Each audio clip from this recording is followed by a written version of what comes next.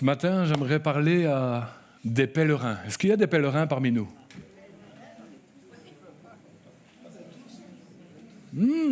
J'entends, on est tous pèlerins. Non, on n'est pas tous pèlerins. C'est quoi un pèlerin? C'est celui qui est de passage. Ça, c'est un pèlerin. La religion fait croire que c'est des pèlerinages qui vous amènent au salut. Mais la Bible elle déclare pèlerin. Prends courage. Amen. Je nous invite vraiment ce matin, et ça va être le message de ce matin, marche comme un pèlerin avec Jésus. Marche comme un pèlerin. Frères et sœurs, et nous aurons l'occasion de lire le passage biblique qui le parle, nous sommes des pèlerins sur la terre.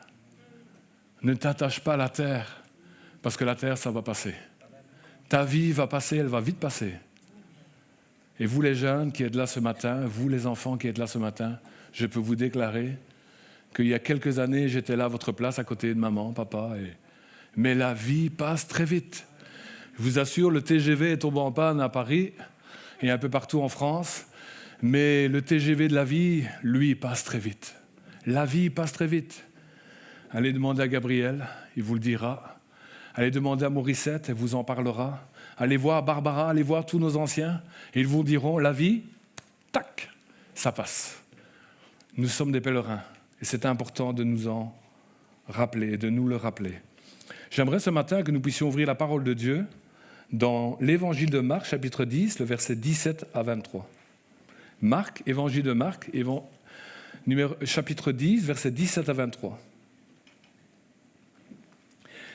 Comme Jésus se mettait en chemin, un homme accourut et se jetant à genoux devant lui, « Bon maître, lui demanda-t-il, que dois-je faire pour hériter la vie éternelle ?» Jésus lui dit, « Pourquoi m'appelles-tu bon? Il n'y a de bon que Dieu seul. Tu connais les commandements, tu ne commettras point d'adultère, tu ne tueras point, tu ne déroberas point, tu ne diras point de faux témoignages, tu ne feras de tort à personne, honore ton père et ta mère. » Il lui répondit, « Maître, j'ai observé toutes ces choses dès ma jeunesse. » Jésus, l'ayant regardé, l'aima et lui dit, « Il te manque une chose. Va, vends tout ce que tu as, donne-le aux pauvres et tu auras un trésor dans le ciel, puis viens et suis-moi. » Mais, affligé de cette parole, cet homme s'en alla tout triste, car il avait de grands biens. Jésus, regardant autour de lui, dit à ses disciples qu'il sera difficile à ceux qui ont des richesses d'entrer dans le royaume de Dieu. Amen. Aïe, aïe, aïe. Samuel, tu viens ce matin pour nous plomber l'ambiance. On était tellement bien dans le temps de louange, d'adoration, et là, tu viens nous dire quoi ce matin? Qu'on va devoir vendre nos maisons et tous nos biens? Ou alors certains vont dire, mais ce matin, cool, moi, je loue une maison, je n'ai pas grand-chose, donc je suis ce pèlerin selon la parole de Dieu. Frères et sœurs, Jésus est là en train de nous parler, et là, Jésus, ce n'est pas une parabole qu'il partage, là, dans 3 évangiles, il partagera ce message. Et cet homme, ce jeune homme, un évangile va le dire, n'est pas simplement, et Jésus n'est pas en train de cibler quelqu'un qui est riche matériellement, mais quelqu'un, et nous faisons partie, et ce matin, quelle est ta richesse? Quelle est ta richesse? Vous savez, nous pouvons être riches matériellement, avoir beaucoup d'euros sur le compte, avoir beaucoup de sociétés, avoir beaucoup de comptes en banque, avoir beaucoup de maisons, beaucoup d'appartements, on peut avoir plein de choses. Ou alors on peut être riche d'amis. Vous savez, beaucoup sont riches, ils ont tellement d'amis, et leurs amis, il ne faut pas y toucher. Ou alors, il y en a, ils sont riches, c'est la maman. Oh. Ou d'autres, c'est le papa. Ou d'autres, c'est l'épouse. Ou d'autres, c'est le mari. C'est quoi ta richesse? Jésus, ça c'est la bonne réponse. Mais cet homme-là, et ce matin, ce que nous allons faire ressortir de ce texte, lui, il observe. C'est un brave à la limite. Quand vous lisez ceci, vous vous dites, Jésus, il ne faut pas exagérer quand même. Il ne faut pas exagérer, il observe les commandements. Et depuis sa jeunesse, c'est pas qu'il a fait la brinde, il a fait la fête. C'est pas un grand festif, le gars. Le gars, il est vraiment... Et en plus, il est incroyable parce que Jésus le rencontre. Et il y a quelque chose qui ressort de ce texte. Jésus l'aima. Jésus l'aima. Mais parce que Jésus l'aime, Jésus doit lui dire la vérité. Parce qu'il demande quelque chose d'important. Il veut la vie éternelle. Est-ce que ce matin, tu veux la vie éternelle? Est-ce que ce matin, tu veux avoir cette assurance? Mais qu'est-ce qu'il faut faire pour avoir la vie éternelle? Lui, il a observé la loi de Moïse, donc tout l'Ancien Testament. Mettons-nous dans le contexte. Il est là dans l'Ancien Testament. Le Nouveau Testament n'est pas encore écrit. Il ne comprend pas encore la grâce et toutes ces choses. Mais il vient près de lui, il lui dit « Bon maître ». Pourquoi est-ce qu'il lui dit « Bon maître » ? Et pourquoi, surtout, il repart tout triste? Frères et sœurs, amis, ce matin, ce qu'il y a lieu de se souvenir et de se rappeler tous les jours quand on se lève, c'est que nous sommes des pèlerins. Nous sommes des pèlerins. Le pèlerin, il ne fait que passer. Peut-être que nous allons rester en Belgique, dans ce pays, dans cette ville de Ronsard, pendant toute notre vie. C'est possible. Mais un jour ou l'autre, il va falloir partir. Certains vont partir très tôt. Certains vont partir très tard. Jésus et la parole de Dieu ne nous a jamais menti. Il nous a dit, il est permis à l'homme de naître une fois, après quoi vient le jugement. Mais la bonne nouvelle, c'est qu'il n'y a plus de condamnation pour ceux qui sont en Jésus-Christ. Amen. Vous savez, bien souvent, et on pourrait raisonner comme le jeune homme riche, ou l'homme riche, et dire, oui, mais moi, ma situation, tu sais, le Seigneur la comprend. Le Seigneur la connaît. Le Seigneur sait que, oui, ok, mon trésor pour l'instant, c'est cette situation. Mais le Seigneur connaît ma situation. Frères et sœurs, le diable, dès la jeunesse, il n'a pas attendu que Adam et Ève aient des enfants pour venir commencer à les taquiner, à les tenter. Dès le commencement de la parole, dès le commencement, alors qu'ils étaient là, dans le jardin d'Éden, le diable est venu, il a dit, Dieu a-t-il réellement dit? Vous savez combien le diable, et n'essayez pas de vous mesurer au diable. Ne défiez pas le diable dans une mesure, une relation homme vis-à-vis du diable. Nous pouvons défier le diable rempli du Saint-Esprit. Nous pouvons briser les œuvres du diable remplies à cause du sang de l'agneau de Jésus de Nazareth qui coule en nous. Et parce que nous sommes revêtus de sa puissance. Mais en dehors de ça, n'essayez pas de jouer avec lui. Il n'est pas appelé le malin pour rien. La Bible déclare qu'il est même capable de se déguiser, on le lira, en ange de lumière. La Bible déclare que même si à un moment donné, Jésus n'abrège pas les jours, même nous les élus, c'est-à-dire ceux qui sont de véritables pèlerins, ils seraient ravis de sa main. Amen. Alors ne jouons pas avec le diable. N'essayons pas de dire ou de le faire croire que oui, Dieu connaît ma situation. Ta situation, mets-la devant le miroir de la parole de Dieu. Et ça, elle ne va jamais te tromper. Dans Matthieu chapitre 24 et le verset 24, « Car il s'élèvera de faux Christ et de faux prophètes. Ils feront de grands prodiges et des miracles, au point de séduire, s'il était possible, même des élus. » Incroyable! Vous croyez que le diable n'est pas capable de faire des miracles et des prodiges? Je peux vous dire qu'il en fait des miracles et des prodiges. Il est capable d'emmener des foules entières, des églises même, qui proclament le nom de Jésus. Ils chantent, comme nous avons chanté. Mais ils ne vivent pas de la manière que Dieu voudrait qu'ils vivent. Ce jeune homme riche-là, est-ce que vous croyez que ce n'était pas un très bon religieux? Il observait la loi. Incroyable ce gars. Il est incroyable. Mais quand Jésus va lui demander quelque chose, il n'est pas capable d'y répondre.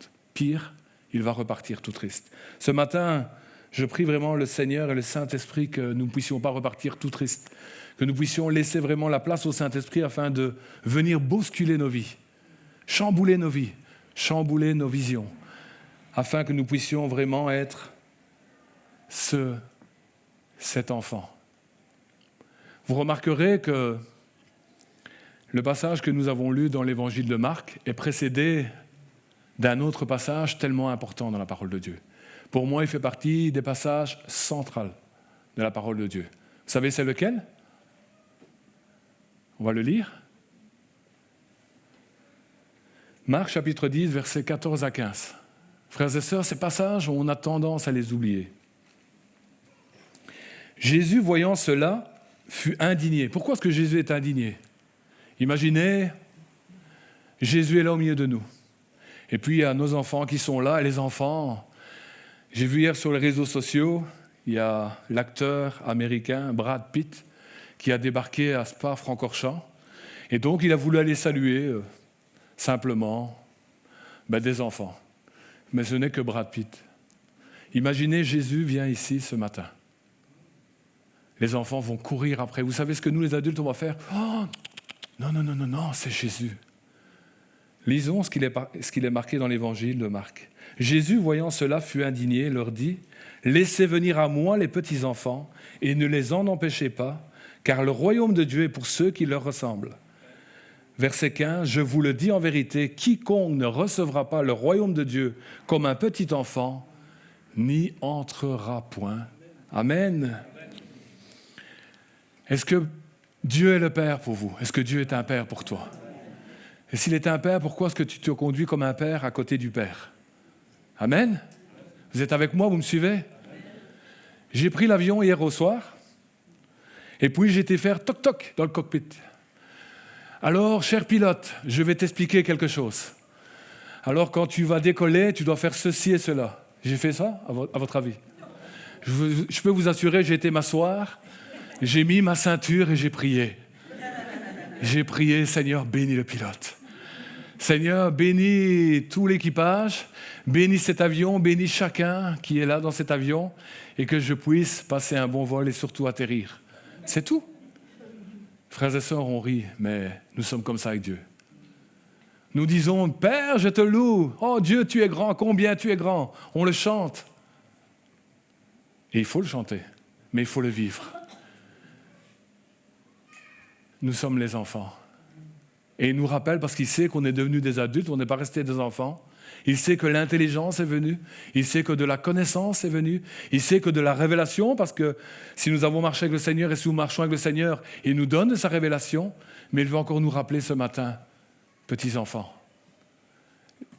L'évangéliste Jean, cet apôtre, à la fin de sa vie, va nous appeler petits enfants. Je vous écris. Est-ce que ce matin, c'est bon encore de nous rappeler que nous sommes des enfants? Lui est le Père. Est-ce que le Père n'est pas capable de savoir ce qui est bon pour ta vie? Est-ce que le Père, ce matin, ne peut pas te parler?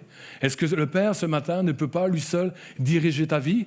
Et comme moi j'ai fait, prier pour le pilote, moi je prie, Seigneur, je remets ma vie entre tes mains. Et comme pour ce pilote, Seigneur, touche ce pilote, bénis-le. Bénis-le pour dans sa vie privée, dans sa vie personnelle, je ne sais pas ce qu'il vit. Tu le bénis, je n'ai pas simplement dit, bénis-le pour le voyage, mais j'ai prié pour lui. Soit on n'a rien à faire dans l'avion, qu'est-ce que vous voulez faire d'autre? Vous êtes coincé entre le ciel et la terre. Moi, je veux soit aller au ciel ou alors vivre sur la terre. Mais entre les deux, c'est compliqué. Amen. Ce matin, frères et sœurs, n'oublions pas une chose importante. Quiconque ne recevra pas le royaume de Dieu comme un petit enfant, n'y entrera point. Nous devons être ces petits enfants. Amen. Je vais entrer dans mon premier point, une obéissance superficielle. Marc, chapitre 10, versets 17 à 20, et nous relisons, « Comme Jésus se tenait en chemin, un homme accourut, et se jetant à genoux devant lui, « Bon maître, lui demanda-t-il, que dois-je faire pour hériter la vie éternelle ?» Jésus lui dit, « Pourquoi m'appelles-tu bon? Il n'y a de bon que seul Dieu. Tu connais les commandements, tu ne commettras point d'adultère, tu ne tueras point, tu ne déroberas point, tu n'auras point de faux témoignages, tu ne feras de tort à personne, honore ton père et ta mère. » Il lui répondit, « Maître, j'ai observé toutes ces choses dès ma jeunesse. » On pourrait dire, c'est quoi son problème? C'est quoi son problème? Il a fait une partie du chemin. Parce que pour vivre ces choses, c'est qu'il a lu. Il a lu ce que nous, on appelle l'Ancien Testament. Il a lu la loi de Moïse, il a lu certainement les préceptes.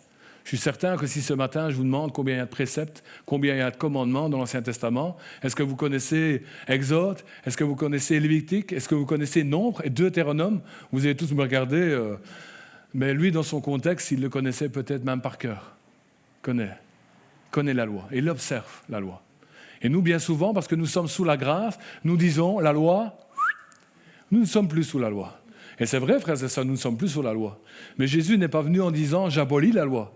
Il est venu accomplir la loi, c'est-à-dire que la loi déclare une chose, et nous sommes tenus de respecter ce que la loi déclare. Amen? Est-ce qu'on peut dire amen à ça? Amen, parce que c'est tellement important. Bien souvent, on l'oublie. On dit la loi, la loi. Il n'y a plus besoin, nous sommes sous la grâce, frère. Et sous la grâce, on fait ce qu'on veut. Non. Sous la grâce, on ne fait pas ce qu'on veut. La grâce dit que tu ne vas plus devoir te justifier par rapport à tout ça, mais moi, ma grâce sur ta vie fait que tu n'as plus à demander pardon, tu n'as plus à prendre des pigeons, des taureaux et tout ce qui s'ensuit, tu n'as plus à faire des sacrifices, mais ma grâce, le sang de l'agneau te couvre de tous ces péchés. Et Jésus aujourd'hui est fidèle et juste pour nous pardonner tout péché, toute iniquité. Mais nous ne vivons plus dans le péché, nous vivons dans la grâce. Amen. Dans le Deutéronome, chapitre 6 et le verset 17, la preuve que ce jeune homme, cet homme est biblique. Mais vous observerez soigneusement les commandements de l'Éternel, votre Dieu, ses préceptes et ses lois que je vous ai prescrits. Jusque-là, on pourrait le féliciter. On pourrait le féliciter. Et dans l'Église, bien souvent, nous sommes comme ce jeune homme riche. Nous observons la loi, c'est-à-dire que pour certains, observer la loi, c'est j'honore papa et maman. Je ne suis pas un voleur. Je ne commets pas d'adultère. Moi, j'avais un ami, et j'ai toujours cet ami-là, et je l'ai toujours appelé le jeune homme riche. Parce que ce gars, si vous le rencontreriez, vous pourriez dire, waouh, il est poli, il est honnête, il est droit, il est juste dans ses décisions. Il est père de famille, il est mari, il est fidèle. Franchement, il a tout pour lui. Et un jour, il m'a dit, regarde ma vie. Regarde ma vie. Je dis, mais tu sais que si tu es comme ça, c'est encore un cadeau de Dieu. Dieu t'a créé comme ça. C'est comme si demain, Céline Dion vient nous dire, waouh, regardez ma voix. Mais Céline Dion, j'ai déjà entendu dans une interview, elle dira, c'est un cadeau simplement que j'ai reçu de Dieu. Est-ce que vous savez que tous les dons, toutes les qualités que nous pouvons avoir sur la terre, c'est un don de Dieu? Amen. Il faut en être conscient, frères et sœurs. Mais lui, il est incroyable. Il s'approche de Jésus. Il met en avant tout ce qu'il sait faire. Et en tant que chrétien, on pourrait mettre en avant tout ce que nous savons faire. C'est incroyable, vous savez, quand on devient enfant de Dieu, c'est-à-dire une relation entre enfant et père, nous ne mettons plus en avant ce que nous savons faire, mais nous louons le Seigneur de ce qu'il a fait dans nos vies. Nous ne mettons plus en avant ce que nous sommes, mais nous mettons en avant ce que lui est. Vous voyez le rapport, la différence qu'elle est. Il a un respect pour la loi et sa morale, elle est vraiment bonne. Mais c'est un pratiquant, c'est un religieux. Et quand Jésus va commencer à frapper à sa porte, ça va grincer des doigts, ça va grincer des dents, ça va grincer partout. C'est quand même malheureux de rencontrer Jésus sur la terre et d'en repartir tout triste. Pourtant, la Bible, elle dit, quand vous lisez les évangiles, partout où Jésus passait, les foules accouraient. Et peu, ils se sont entendus dire « Jésus l'aima ». Et pourquoi est-ce que ce texte est là et 3 évangiles en parlent? Je crois que ce matin, nous sommes en 2024. Et ce matin, le Seigneur et le Saint-Esprit veulent encore dire « Si tu savais comme je t'aime ». Mais ce que je veux de toi, c'est que tu reviennes cet enfant. C'est que tu sois cet enfant. Tu ne sois pas riche de ce que tu possèdes. Tu ne sois pas riche de ce que tu es. Tu ne sois pas riche de ce que tu as peut-être acquis jusqu'à ce jour. Mais que tu sois riche du royaume de Dieu et que tu saisisses le royaume de Dieu. Deuxième point, l'appel au renoncement. L'évangile de Marc, chapitre 10, le verset 21. Jésus l'ayant regardé, l'aima et lui dit, « Il te manque une chose. Va, vends tout ce que tu as et donne-le aux pauvres, et tu auras un trésor dans le ciel. Puis viens et suis-moi. »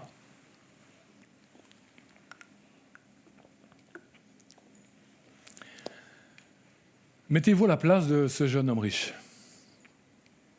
S'il est appelé jeune homme riche, c'est qu'il doit être riche. Et à mon avis, même très riche. Mais l'important, ce n'est pas qu'il soit un peu riche ou énormément riche. L'important, c'est que Jésus va lui poser une question. Est-ce que ce matin, Jésus peut te poser une question? Est-ce que ce matin, tu laisses de l'espace à Jésus pour te poser cette question? Jésus va lui dire, va, vends tout ce que tu as.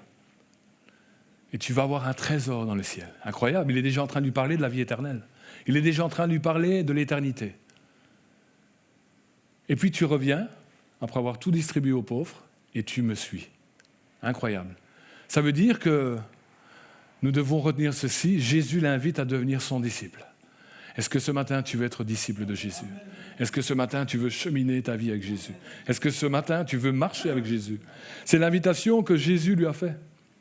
Et lui, réaction, il est triste. Pourquoi il est triste? Pourquoi il est triste? Parce qu'il est attaché aux richesses. Parce que son cœur est ailleurs. Et nous, ce matin, j'aimerais nous poser cette question. Où est ton cœur? Pourquoi tu marches? Pourquoi tu vis? C'est quoi ton espérance? Ton espérance, c'est ta carrière? Un jour, j'ai eu l'occasion de me retrouver face à face à un homme qui était mon directeur dans une société que j'ai fréquentée.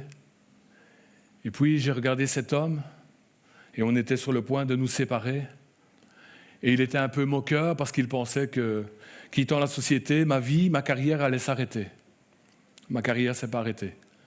Et il m'avait servi un très bon café. J'ai pris ma petite cuillère de café et j'ai dit, monsieur le directeur, vous savez, un jour vous serez pensionné. Et je n'ai jamais rencontré de pensionné qui était directeur, PDG ou employé ouvrier. Si ici il y a des pensionnés, on les appelle pensionnés. Vous me suivez? Il m'a regardé et je voyais la déception, le dégoût dans son regard. Et puis je lui ai dit, monsieur, vous savez, vous voyez cette petite cuillère? Je dis dans ma main, je dis, j'ai peut-être qu'un seul ami, mais le véritable ami qui ne va jamais m'abandonner. Alors que je quitte cette société, lui vient avec moi. Comme il m'a béni dans cette société, il continuera à me bénir. Et jusqu'au bout, il sera avec moi. Vous pensez avoir beaucoup d'amis, mais lorsque vous serez pensionné, vous verrez que vos amis, tac, c'est fini.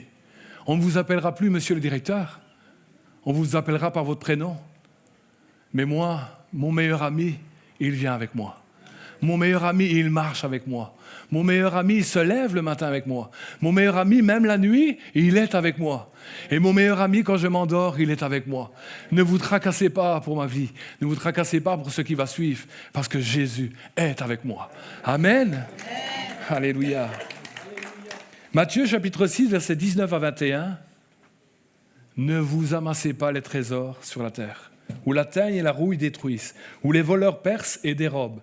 Mais amassez-vous des trésors dans le ciel, là où la teigne et la rouille ne détruisent point, et là où les voleurs ne percent et ne dérobent. Car là où est ton trésor, là aussi sera ton cœur. Cet homme, il veut quelque chose d'important, la vie éternelle. Mais il ne veut pas lâcher. Peut-être que ce matin, tu vas dire, « Oh Samuel, c'est facile de parler. Mais est-ce que toi, tu es prêt à lâcher quelque chose pour Jésus ?» J'étais là dans cet avion hier au soir et puis à un moment donné, je méditais et je n'avais pas téléchargé ce que j'avais dans mes notes, donc je n'ai pas su ouvrir. Mais j'étais là, je parlais à Jésus et puis je dis, qu'est-ce que je partage, Seigneur? Parce que c'est vrai que c'est facile de donner des conseils, mais vous savez, les conseilleurs ne sont pas les payeurs. Vous connaissez ce dicton. Et bien souvent, le diable vient avec ce raisonnement-là. Et puis le Seigneur me dit, mais rends simplement ton témoignage. Partage-leur ce que j'ai fait dans ta vie. Et donc, voilà ma vie en quelques mots. À un moment donné, dans ma vie professionnelle, pour moi, le sommet de ma vie, étant boulanger, pâtissier de métier, c'était d'avoir mon affaire, mon business. Et puis, j'ai eu mon business. Une boulangerie, 2 boulangeries, 3 boulangeries. Et puis, oh, c'est l'effervescence, vous avez les banques derrière vous, vous êtes amis des banquiers, vous êtes amis de tout le monde. Et puis, j'étais surtout ami de Dieu. Et je marchais avec le Seigneur, et puis à un moment donné, c'était l'époque où pasteur Luc Dumont était là, toute ma vie il a donné, on est dans les années 2000, toute ma vie il a donné pour toi, et j'étais là, alors je m'imaginais gratter, mais je n'ai jamais gratté la guitare, mon beau-frère lui grattait la guitare, mais moi, mais j'étais là, je l'imaginais en train d'être là, de chanter devant moi, Luc Dumont, rien que pour moi, parce que voilà, j'aimais cet homme, et j'aime toujours cet homme de Dieu. Et puis, ce chant sans arrêt, toute ma vie, il l'a donné pour toi, et j'étais là devant le Seigneur, je priais. Et tous les jours, c'était ce chant qui revenait. Et un matin, très tôt le matin, alors que j'allais commencer à travailler, je remettais ma journée entre les mains du Seigneur. Seigneur, bénis les affaires, bénis toutes choses. Et puis là, le Seigneur, comme le jeune homme riche, toute ma vie, il a donné pour toi, Samuel. OK. Ce que j'attends de toi, c'est que tu tournes le dos à tes boulangeries, que tu abandonnes toutes ces choses. Et j'ai un projet pour toi. Ah, j'ai dit, non, Seigneur, ce que tu me demandes là. Et vous croyez, parce qu'on serait là, malhonnête, de vous dire, oh, je me suis levé, j'ai fait des claquettes et j'ai dit, OK, on passe à la suite. Ah non, frères et sœurs. Ah, j'ai commencé à compter, parce que je sais compter. J'ai commencé à calculer. J'ai commencé à réfléchir.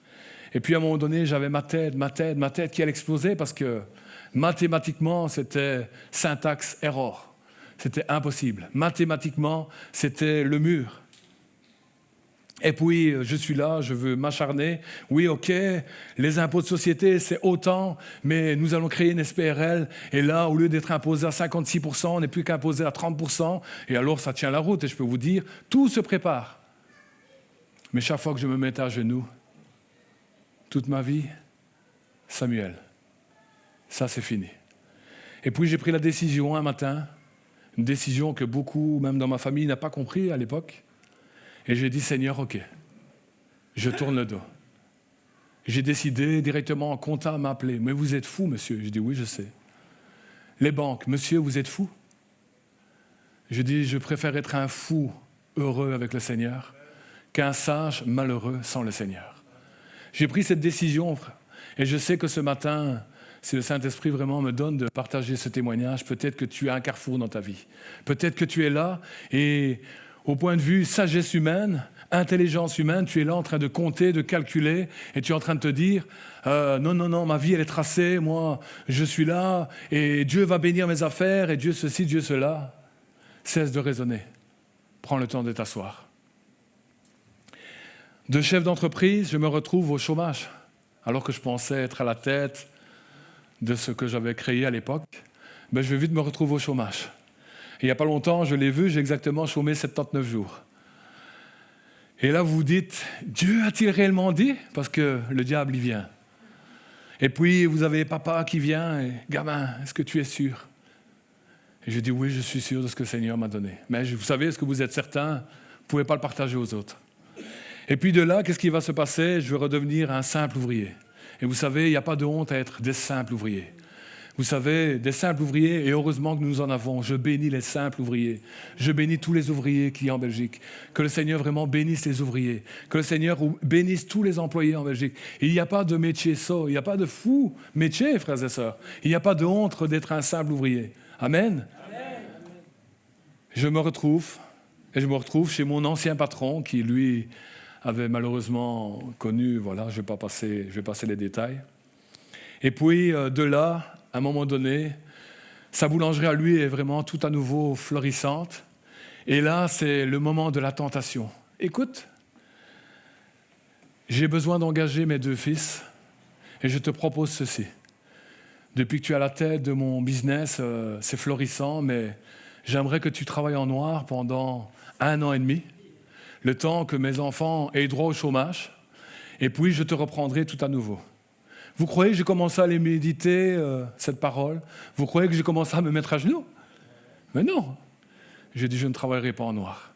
Je vais être obligé de te licencier. Est-ce que tu te rends compte? Je dis oui. Tu me licencies. Qu'est-ce que tu veux que je dise? Mais le Seigneur sera avec moi. Vous allez dire, mais pourquoi tu es repassé chez ton ancien patron? Parce que ce patron-là, je l'ai connu tout jeune et je n'étais pas encore au Seigneur. Mais quand je suis retourné là, j'ai partagé l'évangile pendant 3 années. J'ai partagé la bonne nouvelle, j'ai semé la bonne nouvelle. Ensuite, j'ai été licencié. Mais vous savez, quand Dieu dit, j'ai des projets pour ta vie, quand Dieu te frappe à la porte de ton cœur et te dit, non, cet homme n'est pas pour toi, non, cette femme n'est pas pour toi, quand Dieu te dit, ne mélange pas les choses de Dieu, le royaume de Dieu avec le royaume de la terre, le royaume du diable. Et ça, on a bien souvent, on est là et on essaye de raisonner, et c'est là que le diable se déguise en ange de lumière, en nous faisant croire des vertes et pas mûres, et même croire au plan de Dieu. Le plan de Dieu, il est clair, il est dans la parole. Dieu a mis un cadre dans sa parole. Et les choses sont clarifiées, sont claires. Tu es dans le mariage, tu veux entrer dans le mariage, lis la parole, elle en parle. Tu veux entrer dans le travail, lis la parole et tu vas savoir. Comment te comporter avec ton patron? Ben, lis la parole. Comment, en tant que patron, toi te comporter vis-à-vis des employés? Lis la parole, tout est dans la parole. Je vais quitter cette entreprise et une sœur de l'Église qui est toujours vivante, c'est notre sœur Barbara, donnera une parole. Et cette parole, elle dira, tu ne finiras pas d'un côté que tu commenceras de l'autre. Ah. Je dis ok. J'ai exactement eu fini le dimanche 2 juillet 2006. Le lundi 3 juillet 2006, je commençais ailleurs. Et le Seigneur m'a emmené dans une entreprise, une grosse entreprise dans la région, où le Seigneur a commencé à me former, alors que je suis arrivé là comme intérimaire, et il a commencé à me former en tant que manager. Vous savez, frères et sœurs, je n'ai pas fait d'études. J'ai un simple diplôme. Et je sais que dans l'Église, certains peuvent se dire ce matin, j'ai des simples diplômes. J'ai peut-être même pas de diplôme. Mais tu sais, avec rien, souviens-toi, ce petit garçon qui vient devant Jésus. J'ai 2 poissons, Jésus. J'ai 5 pains. Avec rien, Jésus peut faire beaucoup de choses. Est-ce que tu le crois ce matin? Amen. Je suis arrivé dans cette entreprise et là, ils m'ont fait passer des tests niveau primaire. Je les ai réussis. Quand même. Niveau secondaire, ça a calé. Ah, ça a calé. Et niveau universitaire, aïe, aïe, aïe, aïe, aïe, aïe, Philippe. Aïe, aïe, aïe, j'étais devant ma feuille et j'avais un quart d'heure, j'avais une dame, une consultante qui était là. Après un quart d'heure, il n'y a rien qui est sorti du stylo. Pourtant, je priais, je vous assure. Je priais. Je dis, c'est quoi? C'est du chinois? C'est quoi? C'est de l'arabe, ça? C'est quoi? C'est un langage Et je priais, je dis, Seigneur, donne-moi les réponses. Mais quoi? C'est ça un enfant. Un enfant, il dit, papa, les réponses, s'il te plaît. Pas de réponse n'est sortie du stylo. Et puis la consultante, vous voulez encore un quart d'heure, monsieur Silvestri? Ah, je lui dis oui. Rien n'est sorti du stylo. Et puis le 3e quart d'heure est arrivé, vous voulez encore un quart d'heure? Je dis oui, madame. Et rien n'est sorti du stylo. Et puis elle me regarde et dit, on va rester là. Je crois que rien ne sortira du stylo. Je dis oui. Je peux vous poser une question? Je dis oui, madame. Mais pourquoi vous êtes là? Ben, je suis là parce que simplement, je pense que c'est le Seigneur. Le quoi? Le Seigneur Jésus qui m'envoie, simplement. Je n'ai pas demandé à être là, et je suis là. Et tantôt, vous m'avez demandé des quarts d'heure supplémentaires pour faire quoi? Ben, je priais ce Jésus qui a créé les cieux, la terre, l'infiniment grand, l'infiniment petit. Il vous a créé vous. Et donc, toutes ces questions qui sont là, lui, il a les réponses. Et je lui ai demandé les réponses. Et il ne me les a pas données. Ok. Je vous souhaite une bonne journée, monsieur. Je suis rentré chez moi. J'ai dit à ma femme, je pense que c'est foutu. Il m'avait proposé une place comme chef d'atelier à l'époque. Et donc, si je réussissais les tests, je devenais manager. Et si je les ratais, je devenais chef d'atelier. Je dis chef d'atelier, waouh. Je dis c'est déjà bien. Et donc, on va se contenter de ça. Et puis, on m'appelle, le directeur m'appelle. Et il ouvre.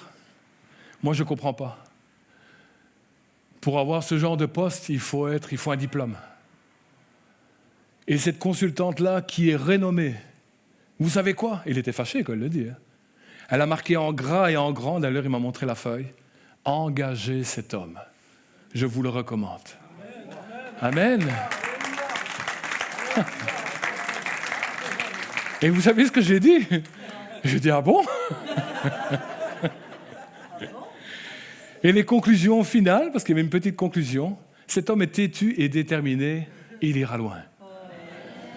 Ils m'ont formé à la plus belle des écoles parce que vraiment ce groupe-là a été vraiment pour moi, je ne comprenais pas au début. Je dis Seigneur, pourquoi ils veulent me casser la tête avec leurs études, avec leur ceci et cela. Je ne comprends rien. Et je ne comprenais rien à l'époque, je vous assure. Hein. Mais tout s'imprimait quand même dans ma petite tête.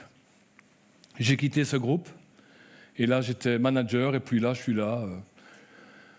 Je quitte le directeur. 1 heure après, on m'appelle et donc je vais rentrer dans la nouvelle entreprise, un nouveau challenge. Une entreprise qui est au bord de la faillite. Et donc, je suis leur dernier espoir. Et puis, je prie, je dis, Seigneur, pose ta main sur cette entreprise. Frères et sœurs, le Saint-Esprit m'a révélé, dis à cette femme qui est chef d'entreprise, je vais bénir ton entreprise. Vous me voyez devant cette femme lui dire, elle vient à peine de me connaître, vous savez quoi? Jésus va bénir votre entreprise. En moins d'une année, l'entreprise a été bénie. On a traversé le Covid, et à travers le Covid, vous savez quoi? L'entreprise avec laquelle je m'étais séparé a pleuré parce que leur atelier ont dû fermer à cause du Covid, et c'est nous, notre entreprise, qui avons travaillé pour eux pendant des mois, et on a gagné énormément d'argent. Amen. Dieu est merveilleux. Mais la vie ne s'arrête pas là, frères et sœurs. L'entreprise est tellement florissante qu'elle revend l'entreprise. Et puis le Seigneur m'emmène dans une autre entreprise. Mais là, je n'étais pas simplement manager. Là, j'étais devenu sous-directeur. Et puis, je vais quitter l'entreprise. Et puis, quand mon ancien patron va me nommer, il va me nommer, vous savez comment? Je vous présente mon nouveau directeur à la tête de l'entreprise. Frères et sœurs, de rien, Dieu peut faire quelque chose de ta vie. Mais il faut lui faire confiance. Nous sommes des enfants. Et puis, il y a moins d'un an d'ici, le Seigneur m'appelle à aller dans une autre entreprise. Et un homme sans diplôme, et je veux vraiment vous encourager. Et je vous encourage, vous qui faites des études, persévérez dans vos études. Continuez à aller chercher les diplômes, parce que le Seigneur veut faire de vous vraiment des hommes, des femmes utiles dans cette société. Il veut qu'à des postes importants, vous puissiez briller. Mais je veux aussi encourager ceux qui n'ont pas de diplôme. Et là, à un moment donné, on m'appelle, et là, on m'installe au poste de directeur général. Frères et sœurs, qu'est-ce qu'il y a d'impossible à Dieu? Rien. Mais imaginez un instant que je n'aurais pas voulu quitter mes boulangeries. Aujourd'hui, partout où je suis, je dis, Seigneur, si je suis là, c'est juste ta grâce. Je suis conscient que là où je suis à ce poste, c'est juste sa grâce. Je suis conscient que je suis limité dans mon intelligence. Je suis conscient que je n'ai pas été capable de faire des études. Je suis conscient de toutes ces choses. Et frères et sœurs, en tant qu'enfants de Dieu, nous devons être conscients que sans papa, sans notre Père qui est dans les cieux, nous ne sommes capables de rien. Nous ne sommes pas capables. Et nous devons aller chercher notre force chez lui et en lui seul. Amen. Dans Marc chapitre 8, versets 34 à 35, « Puis, ayant appelé la foule avec ses disciples, il leur dit, « Si quelqu'un veut venir après moi, qu'il renonce à lui-même, qu'il se charge de sa croix et qu'il me suive. Car celui qui voudra sauver sa vie la perdra, mais celui qui la perdra à cause de moi et de l'Évangile la sauvera. » Amen. Est-ce que tu veux avoir du succès dans ta vie? Je ne te parle pas du succès de Dieu. Je ne te parle pas de devenir directeur. Vaut mieux même être un simple ouvrier, mais un ouvrier heureux, mais un ouvrier qui marche avec Jésus. Amen. Mais si tu veux avoir du succès dans ta vie, si tu veux réussir ta vie, sois cet enfant. L'enfant qui croit que son père a tout prévu. Sois cet enfant qui, comme quand tu vas monter dans un avion, tu n'es pas en train de te tracasser si le pilote a bien réussi ses examens, mais que ce pilote va t'amener simplement à Beauport. Amen. Et Dieu est bien plus qu'un pilote d'avion. Amen. Alléluia. L'évangile de Jean, chapitre 12, et le verset 25. « Celui qui aime sa vie la perdra. » C'est un drame, ça. Ce jeune homme riche-là, il a perdu sa vie. J'espère pour lui qu'à la fin de sa vie, il a crié, mais vous savez, il a eu l'occasion de rencontrer le Christ sur la terre. Il l'a eu en chair et en os face à lui. Et il est reparti tout triste. Ce matin, ne repars pas tout triste de cette salle. Mais ce matin, sois conscient que oui, tu vas perdre peut-être quelque chose. Oui, tu vas perdre peut-être quelque chose que tu avais depuis des années préparé. Oui, peut-être que tu vas perdre quelque chose d'incroyable. Vous savez, dernièrement, nous avons marié Mirko et Marie-Laurence. Mais vous savez, la vie de Mirko, et un jour, je prie le Seigneur et il rendra témoignage. Mirko était déjà avec quelqu'un avant de connaître Marie-Laurence. Mais ce quelqu'un n'était pas destiné à Mirko. Et notre frère a pris la décision de choisir la volonté de Dieu.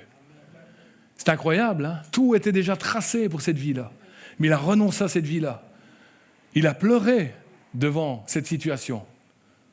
Mais il a pleuré, mais il a resté devant le Seigneur. Et le Seigneur a vu son cœur. Et le Seigneur lui a amené la moitié qu'il avait réservée à la vie de Mirko. Et je suis certain que Dieu a des projets pour ce couple et Dieu va bénir ce couple d'une manière puissante. Est-ce que tu veux que Dieu bénisse ta vie? Est-ce que tu veux que Dieu se serve de ta vie? Est-ce que tu veux être un témoin puissant? Est-ce que tu veux être la lumière au milieu de cette ville, au milieu de cette famille que Dieu t'a donnée? Dieu veut t'utiliser ce matin. Amen. Est-ce que tu es prête à renoncer? Oh, j'ai eu un amen. Amen. Mon frère, ma soeur, est-ce que tu es prête à renoncer? Renonce à tes idées. Est-ce que celui qui t'a enrôlé ne connaît pas ta vie? Est-ce que celui qui dit et qui déclare « Je t'ai sauvé, je t'ai délivré », est-ce que celui qui t'a rempli du Saint-Esprit ne connaît pas ta vie? Est-ce que tu crois que quand il déclare dans sa parole « J'ai des projets de paix, d'avenir et d'espérance pour ta vie », est-ce que tu crois qu'il n'en a pas? Est-ce que tu crois que c'est juste pour habiller le décor? Est-ce que tu crois que c'est pour mettre de l'ambiance? Peut-être que ce matin, tu es là en train de raisonner parce que le diable essaye de faire résonner ton esprit. Et le diable, ce matin, vient où aimer. Est-ce que tu as vu mon âge, Samuel? Ben, mon âge, c'est fini. Va demander à Abraham. Va demander à Abraham. À l'âge de 76 ans, Dieu commence à se révéler à sa vie. Il n'y a pas d'âge, frères et sœurs. Dieu a des projets. Quel que soit ce que tu vis aujourd'hui, je te déclare et je t'invite simplement, dans le nom de Jésus, lâche. Lâche ta vie. Lâche ta vie et prends la vie que le Seigneur a préparée pour ta vie. Le troisième point, c'est marche sur terre en ayant tes regards sur le ciel. Frères et sœurs, c'est important. Nous sommes des pèlerins. Vous savez, un jour, mon directeur, et ici, je sais qu'il y a quelques années, il a été pensionné. Et sa vie continue de s'égrener tout doucement, et je lui souhaite de vivre centenaire. Mais quoique même centenaire, un jour, sa vie va s'arrêter, comme la mienne s'arrêtera. Nos vies vont s'arrêter un jour, c'est un fait. Vous pouvez mettre du maquillage, vous pouvez vous étirer la peau, vous pouvez mettre du botox, vous pouvez mettre tout ce que vous voulez, mais la vie va s'arrêter un jour. Mes sœurs, mes frères, n'ayez pas peur de vieillir, mais ayez peur de ne pas plaire à Dieu surtout. La seule peur que nous devons avoir, c'est de ne pas plaire à Dieu. Vous savez, le matin, quand on se lève, le seul miroir qu'on doit regarder, c'est le miroir de la parole de Dieu. Ça, c'est un miroir. Est-ce que je te plais, papa? Est-ce que je fais ce qui est dans ta volonté, papa? Est-ce que tu m'aimes tel que je suis, papa? Amen. Marche sur terre en ayant tes regards sur le ciel. Marc, chapitre 10, versets 22 à 23. Mais affligé de cette parole, cet homme s'en alla tout triste, car il avait de grands biens. Jésus, regardant autour de lui, dit à ses disciples qu'il sera difficile à ceux qui ont des richesses d'entrer dans le royaume de Dieu. On va laisser le jeune homme riche, puisque lui-même a laissé Jésus. Et ce matin, Jésus, il est conscient, parce que Jésus était un homme, comme toi et moi, sur la terre. Des fois, quand on regarde Jésus, on le regarde en tant que divin. Mais est-ce que ce matin, on peut le regarder en tant qu'humain? Vous croyez que quand Jésus déclare qu'il va être difficile pour celui qui a des richesses, mais ta richesse, c'est peut-être pas de l'argent. Comme je te l'ai dit en entrée de message, ta richesse, c'est peut-être ta femme. Vous savez, à l'époque, Morissette, ma chère Morissette, un jour a eu un entretien avec mon épouse. Et mon épouse, pour elle, j'étais son Dieu. Oh, elle me regardait avec deux cœurs. Elle me regardait et un jour, Morissette a eu la sagesse de lui dire « Tu sais, Samuel ne peut pas être ton Dieu. Samuel, c'est le mari qui est à côté de toi et ensemble, vous allez grandir et devenir un. Mais pour toi, grandir et devenir un, le véritable Dieu que tu dois aimer d'abord, c'est Dieu. Amen. Est-ce que vous me suivez ce matin? Frères et sœurs, vous voulez réussir dans votre mariage? Aimez Dieu. Recherchez Dieu. Ne recherchez pas vos idées. N'essayez pas d'aller lire des livres. Il y a des beaux livres, hein, mais allez voir ce que la parole de Dieu dit. Tu veux du succès dans ton mariage? Lis la parole de Dieu. Recherche la face de Dieu. Amen. Ce jeune homme-là, lui, il repart triste. Mais nous, ce matin, nous ne voulons pas repartir triste. Nous voulons repartir avec cette assurance que le Seigneur veut faire quelque chose dans notre vie. Il est difficile peut-être, mais la parole de Dieu déclare ce qui est impossible aux hommes. Et dans la conclusion, nous allons le voir, ne l'est pas pour Dieu. Humainement parlant, frères et sœurs, quand nous voyons nos situations et quand tu vois ta situation, si tu dois t'asseoir et commencer à mesurer ça de manière rationnelle, humaine, mathématiquement, c'est impossible. Mathématiquement, tu vas te donner raison dans la situation dans laquelle tu es. Je te le garantis. Mais si tu t'assois et que tu fais simplement confiance, que tu arrêtes de calculer, tu arrêtes de raisonner, mais tu prends ta main faible et tu mets ta main faible dans la main puissante de Dieu qui t'appelle, je peux te dire que tu vas réussir dans ta vie. Est-ce que tu le crois? Alléluia. Notre cité, frères et sœurs, elle n'est pas sur la terre. Parce que Dieu veut se servir non seulement de ta vie pour que tu gagnes ta vie, honnêtement, pour que tu impactes à travers ta vie des hommes, des femmes, des hommes qui sont loin de Dieu. Dieu veut se servir de ce volet-là également. Mais Dieu veut que tu n'oublies pas un volet important. Si tes regards sont sur la terre, tu vas t'affectionner aux choses de la terre. Si tes regards sont là, la famille, il faut plaire à la famille. Moi, je ne veux pas plaire à ma famille. Je n'ai pas de souci avec ça, ils peuvent m'entendre, et ils le savent. Je ne suis pas là pour leur plaire. Je ne suis pas là pour plaire même à mon épouse, je veux le faire avec la grâce du Seigneur. Mais je suis là d'abord pour plaire à Dieu. Vous savez, je ne suis pas là pour plaire à Pasteur Franck. J'aime Pasteur Franck, parce que c'est le pasteur que Dieu m'a donné d'abord pour ma vie en tant que brebis. Mais je veux plaire à Dieu. Et vous savez, quand je plais à Dieu, automatiquement, je vais plaire à Pasteur Franck. Je vais plaire à mon épouse. Je vais plaire à mes frères et sœurs. Et je vais plaire aux gens que je fréquente dans l'entreprise. Et je vais plaire à ceux qui sont là dans ma famille. Peut-être que ma famille ne va pas être contente avec ce que je vais leur apporter. Ou ne va pas être d'accord parce que je me tiens à l'écart de certaines discussions, de certaines relations. Mais je veux plaire à Dieu. Je veux être là où Dieu m'appelle. Je veux être là où Dieu m'appelle, frères et sœurs. Colossiens, chapitre 3, versets 1 à 2. Si donc vous êtes ressuscités avec Christ, c'est ce que j'ai des ressuscités avec Christ ce matin dans l'église. Est-ce que vous êtes ressuscités avec Christ? Amen. Cherchez les choses d'en haut. J'entends plus rien là. Mais cherchez les choses d'en haut, frères et sœurs. Où Christ est assis à la droite de Dieu. Affectionnez-vous aux choses d'en haut et non à celles qui sont sur la terre. C'est quoi les choses d'en haut? Vous m'avez dit amen, maintenant je vais vous entendre. C'est quoi les choses d'en haut? C'est tout ce qu'on ne voit pas? Non. Non. Non. Le fruit de l'esprit. Le caractère du chrétien. Encore, allez-y, frères et sœurs, on est ensemble. Lâchez-vous, faites-vous plaisir. On vous enregistre, qu'on entende des bonnes nouvelles.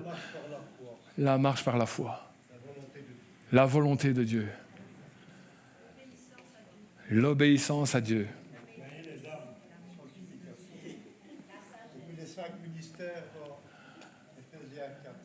Alléluia. Dieu est bon, Dieu est grand, frères et sœurs. Nous voulons, et Dieu appelle son Église, et Dieu appelle tout jeune homme que nous sommes, entre guillemets, riches, à le suivre, non pas d'une manière religieuse, mais d'une manière passionnée, avec une relation, une intimité avec le Seigneur. Amen. Alléluia. Le royaume de Dieu, frères et sœurs, c'est la paix, c'est la joie, c'est la justice de Dieu. Est-ce que tu vis dans la justice de Dieu? Dans tout ce que tu fréquentes, dans tout ce que tu touches, dans tout ce que tu es dans tes relations? Est-ce qu'il y a la justice de Dieu? Est-ce qu'il y a la paix de Dieu partout où tu es? Je ne parle pas de ce que les gens pensent de toi, ce n'est pas ça qui est important. Jésus, certains pensaient qu'il était le fils du diable. Ce n'est pas un problème pour lui, vous croyez que c'est tracassé? Ce n'est pas tracassé. La seule chose qui le tracassait, c'est de faire la volonté de son Père. Amen. Et la justice de Dieu, elle est merveilleuse, frères et sœurs. Philippiens, chapitre 3, le verset 20. « Mais notre cité à nous est dans les cieux, d'où nous attendons aussi comme sauveur le Seigneur Jésus-Christ. » Frères et sœurs, quand nous sommes des pèlerins, le pèlerin terrestre, vous savez comment il marche? Il marche comme ça. Comme ça. Et comme il y a l'attraction terrestre qui est sur sa tête, le sourire, il est comme ça. Et il est malheureux. Mais frères et sœurs, quand le chrétien céleste marche, il regarde vers le ciel. Vous savez, quand vous regardez vers le ciel, bon, c'est vrai qu'en Belgique, il n'y a pas souvent le soleil, mais quand même. Mais quand vous regardez vers le Christ, quand vous regardez à ce qu'il a fait, quand vous regardez à ce qu'il est, vous êtes rayonnant de joie. Tournez les regards vers le Christ et vous serez rayonnant de joie, frères et sœurs. Le pèlerin céleste, il regarde vers le ciel. Le pèlerin, il n'est pas en train de regarder l'épreuve, la difficulté. Il n'est pas là en train de regarder ce qu'il est en train de traverser, peut-être la vallée de l'ombre de la mort. Mais vous savez ce qu'il est en train de regarder? Il ne regarde pas un tombeau, mais il regarde la résurrection.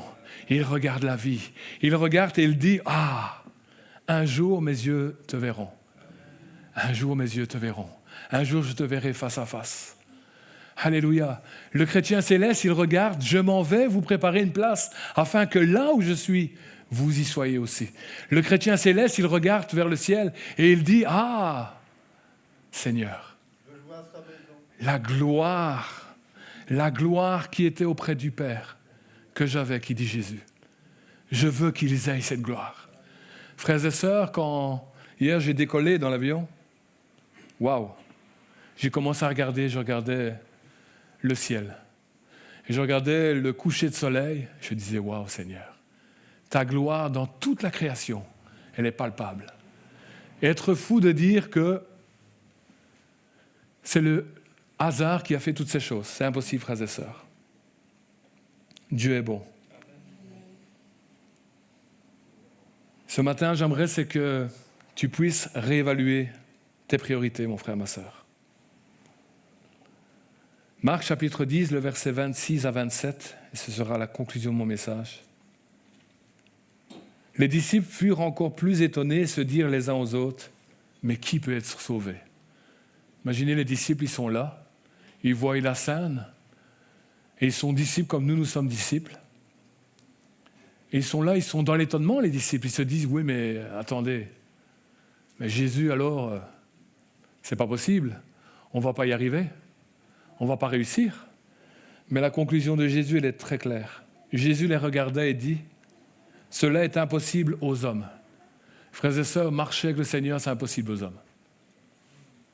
Mais non à Dieu, dira-t-il, car tout est possible à Dieu. Mon frère, ma sœur, n'essaye pas de marcher en tant que pèlerin céleste avec tes forces. Ne regarde pas à tes forces, mais regarde à celui qui te dit « Je suis celui qui est. Je suis celui qui était avec les patriarches. Je suis celui qui était là en marchant sur la terre, Jésus de Nazareth. J'étais pour certains un charpentier. Certains me voyaient comme un charpentier. Mais d'autres ont été capables de reconnaître en moi le Fils de Dieu. Un brigand sur la croix, mon frère, ma sœur, a reconnu Jésus comme le Fils de Dieu. Un centenier romain qui était étranger à la culture juive, qui était là pour regarder les crucifixions, a été capable de reconnaître le Fils de Dieu. Alléluia. Ce matin, mon frère, ma sœur, vis comme un pèlerin céleste. Ce matin, n'aie pas peur de lâcher ce trésor qui est peut-être à tes yeux un trésor terrestre. Mais si tu lâches ce trésor terrestre, le Seigneur va te donner un trésor céleste. Si tu marches avec le Seigneur, ce n'est pas peut-être une situation importante qu'il va te donner sur la terre, mais il fera de toi quelqu'un d'important, avec un nom qui est inscrit dans le livre de vie. Amen. Est-ce qu'on peut prier? Alléluia. Alléluia. Seigneur, je te loue pour ta parole. Seigneur, nous sommes des pèlerins, Seigneur, qui sommes là de passage. Et ce matin, tu veux encore nous le rappeler. Nous ne sommes pas appelés à la terre. Nous ne sommes pas appelés à vivre sur la terre comme si c'était tous les jours comme ça, cela va être, et comme s'il n'y avait rien d'autre. Mais nous sommes appelés, Seigneur, à voyager comme des pèlerins, Seigneur. Nous savons que notre cité n'est pas d'ici-bas, mais nous savons que notre éternité, elle est avec toi. Nous savons que celui dont nous dépendons, Seigneur, son nom est Jésus. Seigneur, je prie que ce matin, Seigneur, s'il y a des jeunes hommes ou des hommes, des femmes, Seigneur, riches de quelque chose, qui sont tenus par quelque chose qui les tient plus, peut-être un fils, peut-être une fille, peut-être une situation, peut-être un mari, peut-être un époux, peut-être des biens, qu'importe, Seigneur. Là où ils ont mis leur priorité, Seigneur, je prie dans le nom de Jésus qu'ils détournent le regard et qu'ils te fassent confiance à toi. Seigneur, qu'ils ne repartent pas tout tristes, Seigneur, de cette église ce matin, mais qu'ils disent, Seigneur, je te donne tout, Seigneur. Ce que je chéris dans mon cœur, je te le donne, Seigneur. Ce que je possède, Seigneur, je te le donne, Seigneur. Seigneur, je veux mettre ma main faible, je veux mettre mes biens, je veux mettre ce que je chéris dans ta main, Seigneur.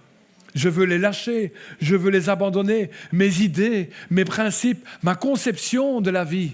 Seigneur, je veux les déposer à tes pieds. Et je veux saisir la vie éternelle. Je veux saisir la vie éternelle. Je veux cette vie éternelle. Alléluia. Saint-Esprit, je te prie de souffler sur les vies. Je te prie ce matin de convaincre par ton esprit, Seigneur, comme tu m'as convaincu un jour, Seigneur, et comme tu as convaincu beaucoup dans cette église. Seigneur, nous ne voulons pas marcher pour les choses de la terre, mais nous voulons marcher pour le ciel, le salut des âmes. Nous voulons que des hommes, des femmes soient sauvés comme toi, tu étais sur cette terre. Nous voulons dire, Seigneur, comme toi, à Gethsémanée, non pas ma volonté, mais ta volonté, Père. Nous voulons être de ces enfants, Seigneur, qui avons saisi que pour entrer dans le royaume de Dieu et pour voir le royaume de Dieu, nous devons redevenir ces enfants qui te font confiance. Nous voulons se lâcher prise. Je prie pour un lâcher prise dans les vies.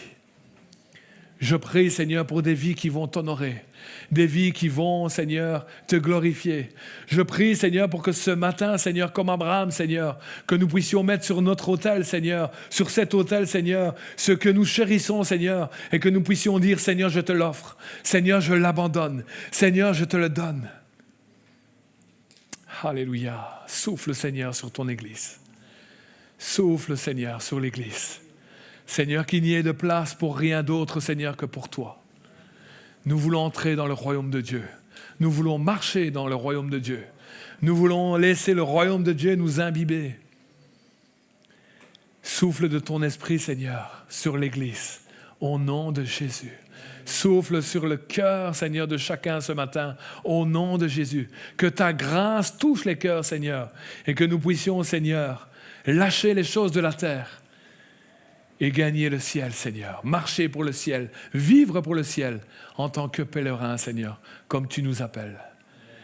Seigneur, je prie que chacun entre dans sa destinée, Seigneur, parce que tu as des destinées pour chacun. Tu as des projets pour chacun. Tu bénis l'Église, Seigneur, ce matin encore. Tu fais du bien à travers ta parole. Seigneur, tu ne fais exception de personne, Seigneur, dans cette Église. Au nom de Jésus, je t'ai prié. Amen.